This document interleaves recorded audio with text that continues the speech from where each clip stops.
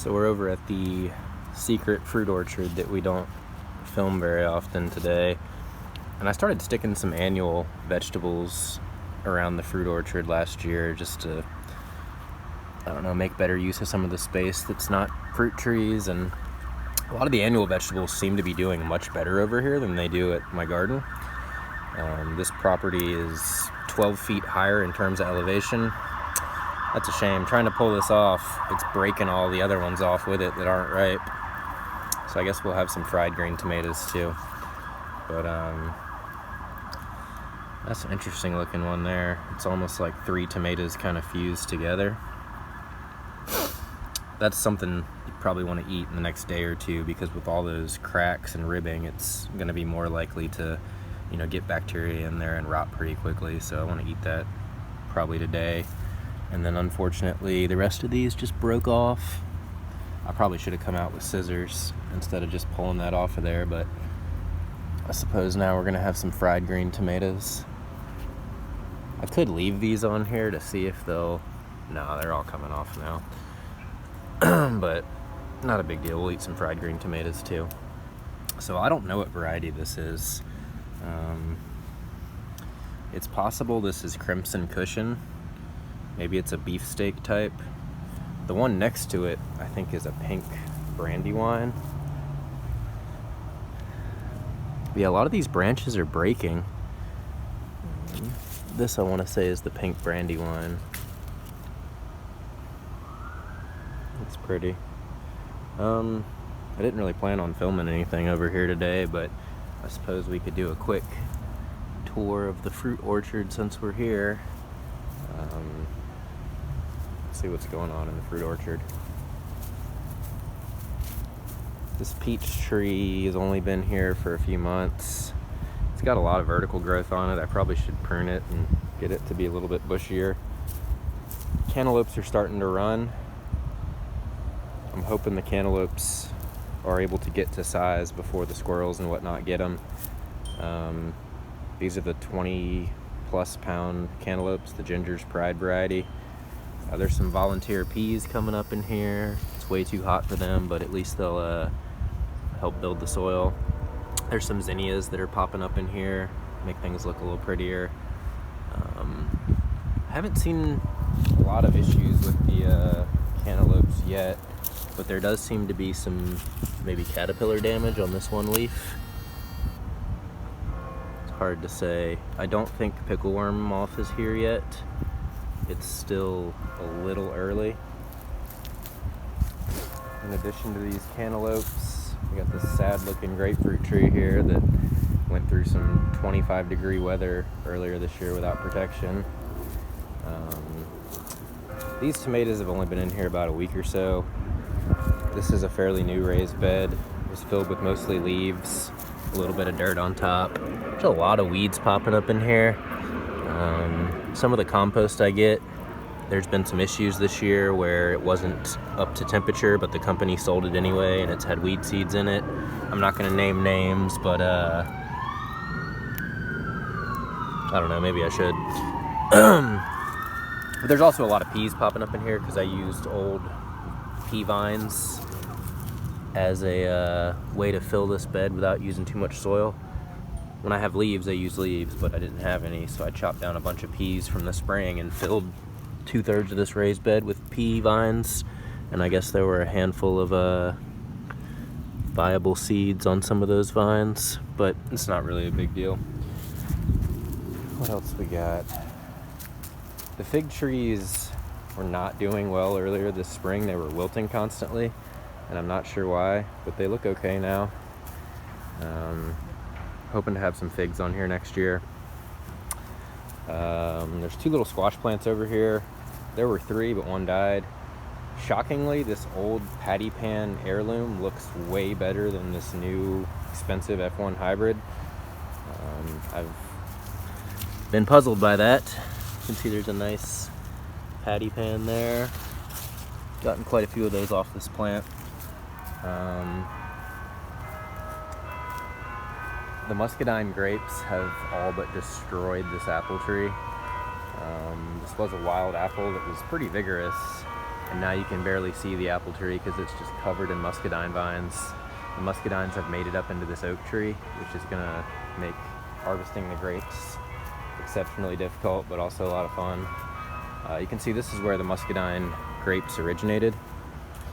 They start under here, and I built this trellis form a few years ago, this arbor, and it wasn't enough, so I had to expand the arbor, and then that still wasn't enough, so they ended up climbing this apple tree, and then they got into the oaks above it.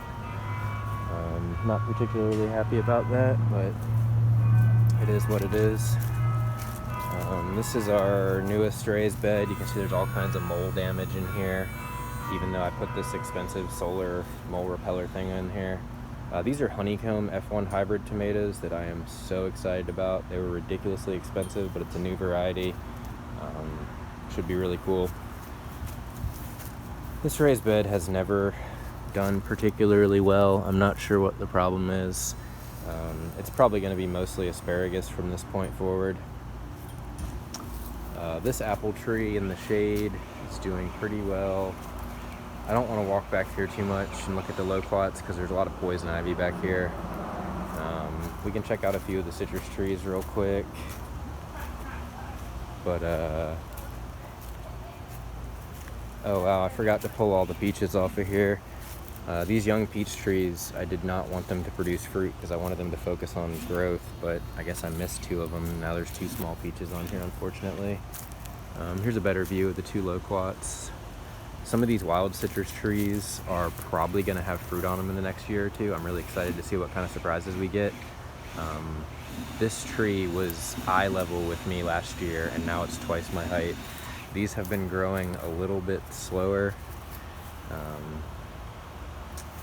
It's almost as if the ones that get more sun have grown less, and I wonder if that's a response to, you know, the sunlight. Maybe citrus end up growing taller when they're in shade, who knows. The box that was previously potatoes is now an assortment of different beans. Unfortunately, most of these are not going to produce pods until the fall because it's going to be too hot for them pretty soon.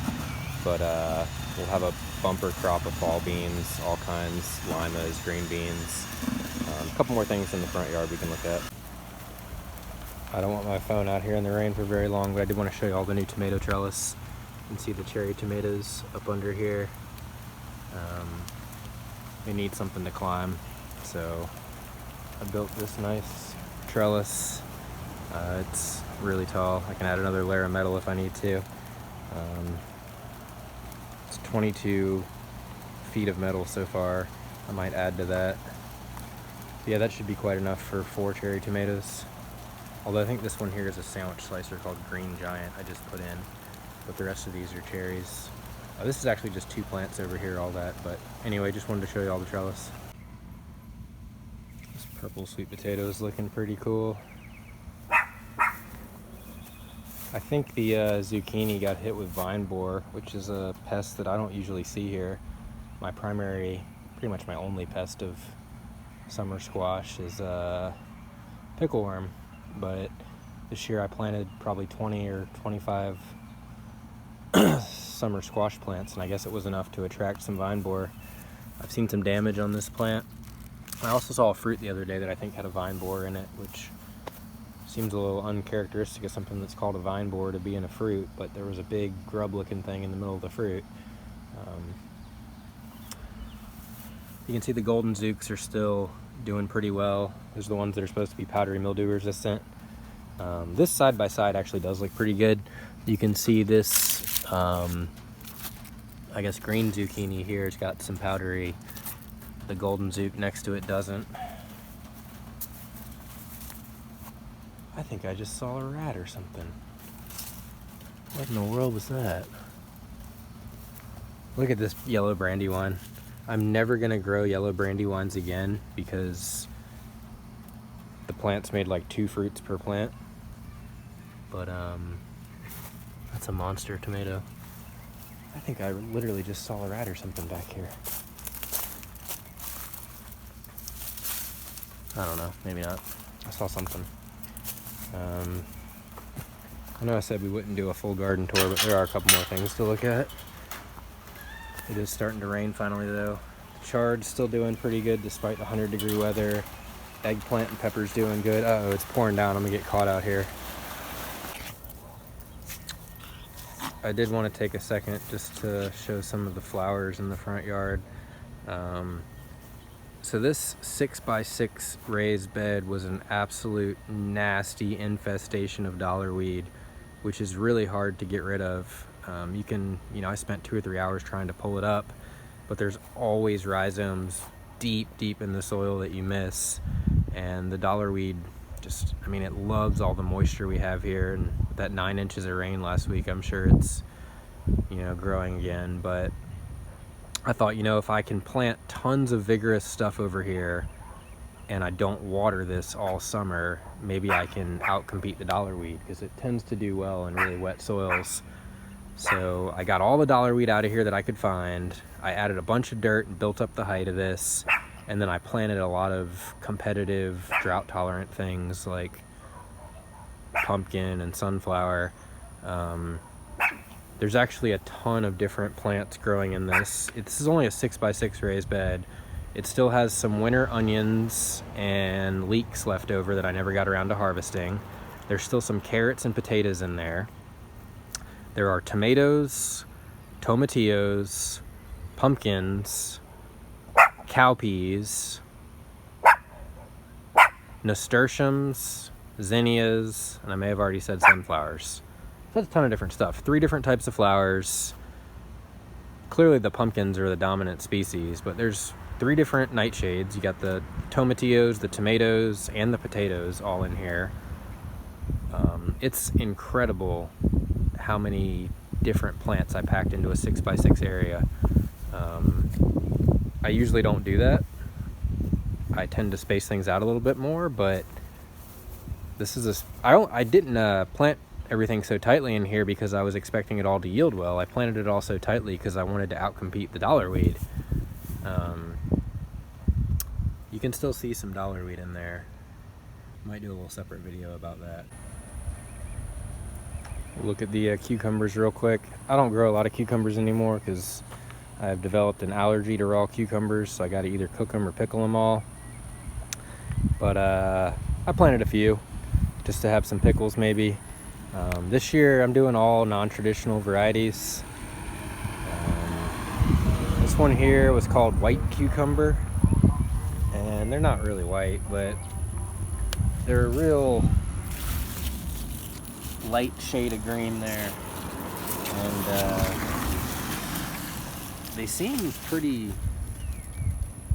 wide. They're not particularly long and slender. They're fairly stout, robust cucumbers. Probably go ahead and harvest these 2 today. There's one more on this vine, but we've had so much rain, the bees weren't able to pollinate it well.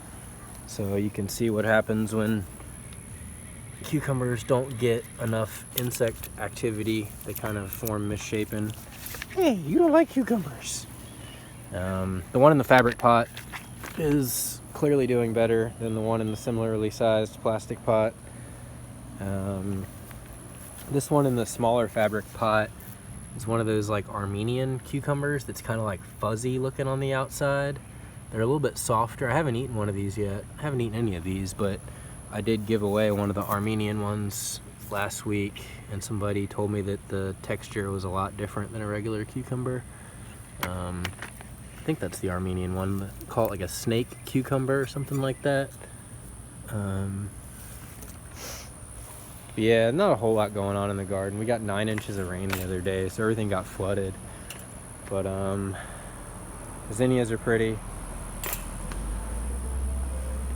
The corn should be ready to harvest any day. I want to say this corn was like 72-day corn, and I'm pretty sure it's been 72 days. I planted it like the end of March, early April, so it's probably been 72 days, but it got set back by frost pretty intensely the first week of April, so I'm not really counting that week. It didn't seem to start really recovering until about April 12th or 14th. So I guess I should count 72 days from like the middle of April. So maybe in a week or so I'll start harvesting the corn, but flowers are looking pretty. Got most of the carrots out of the ground. Haven't eaten them all. There's still some in there. The eggplant are starting to really grow now that it's getting hot. I planted too much eggplant this year. I got these 3 giant purple ones right here. And then I got a couple white ones in the garden. And then at the fruit orchard, I got another purple one and another white one. Usually 1 eggplant plant is plenty. But I'm gonna have a lot. Oh, there's 4 here. This little one, forgot about that. But yeah, so there's at least like 7 or 8 eggplants here, and then another 2 or 3 at the fruit orchard. This flower box never did very well. Not really sure what the problem was. I used crappy topsoil, but I didn't think flowers were picky. I know zinnias aren't picky, so I'm kind of surprised that this flower box never really produced. Everything germinated and then nothing wanted to grow. You can see the sweet alyssum bloomed before it actually got to a decent size. Same thing with the sunflowers. I mean, that sunflower is only 2 feet tall, and instead of growing into a big old sunflower, it just made a tiny little bloom. Some of the amaranth seems like it's tolerating the crappy soils okay. I don't think it blooms though. Anyway, so yeah, the flower box has been largely disappointing this year, but there's some other flowers in the front yard that are doing slightly better. We ought to go looking at these cherry tomatoes here. Just reminded me that we ought to look at the trellis in the backyard, which is where most of the cherry tomatoes are. So we'll go look at that in a second. So I noticed a bird's nest in the small lemon tree in my front yard, I guess about 2 to 3 weeks ago. I think it's a wild lemon tree. I think they're a good choice for bird nests because of the massive thorns. Probably keep away a lot of things that might bother the bird's nest. I haven't been able to water that tree in 3 to 4 weeks because every time I get within 10 feet of it, the mama bird and sometimes the papa bird swoop down and peck me.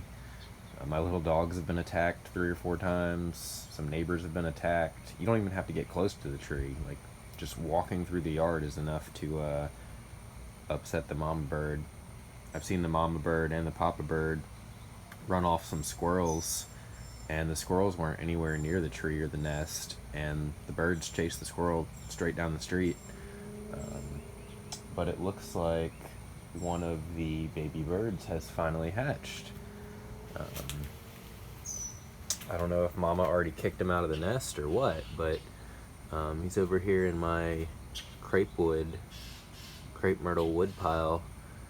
Cute little thing, but I'm surprised that the mom and the papa are letting me get this close. That's why I wonder if this one's been kicked out, because I still see the mama bird and the papa bird fly into the lemon tree pretty regularly, I guess bringing insects to the babies. I thought they just fed their babies worms, but I've seen cockroaches, bumblebees, all sorts of weird insects in the bird's mouth, taking it to the nest. But if they're gonna stick around, I might have to name them. Somebody told me they were mockingbirds, somebody told me they were robins. The eggs were small and like a turquoise blue color, and the birds, like I said, are real mean. I think I'm leaning towards robin because they don't really make a lot of sounds that you would expect from a mockingbird. I don't know anything about birds. I don't do any bird watching, but this little guy's pretty cute. I'm just not sure if he got kicked out of the nest or what, but he's been sitting over here in this wood pile all morning, and like I said, the mom and the papa bird are still going to visit the nest. Hopefully he's alright. I haven't really seen a whole lot of movement. He was flapping his wings, but couldn't really figure out how to fly. If anybody has any suggestions of what I should name this little guy, let me know.